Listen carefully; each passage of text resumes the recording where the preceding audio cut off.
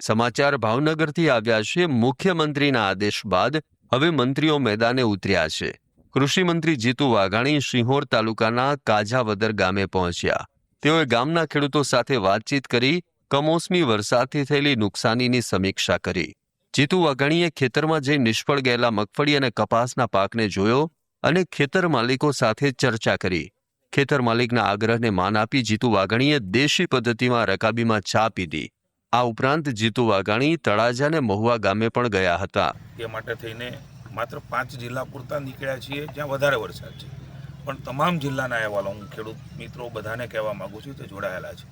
તમામ રિપોર્ટો, પ્રાથમિક અહેવાલો જે પણ મુખ્યમંત્રી છે તાત્કાલિક સૂચના આપી છે એ આખા સ્ટેટ મોનિટરિંગ સેલમાં ઉપર નજર રાખી રહ્યા છે, ચર્ચા કરી રહ્યા છે અને કેમ શું થઈ શકે એના માટે બધી જ બાબતોની ચર્ચાઓ કરીને અંતે કે કેવી રીતે ફરી વખત ખેડૂત બેઠો થાય એની ચિંતા કરવાના છે।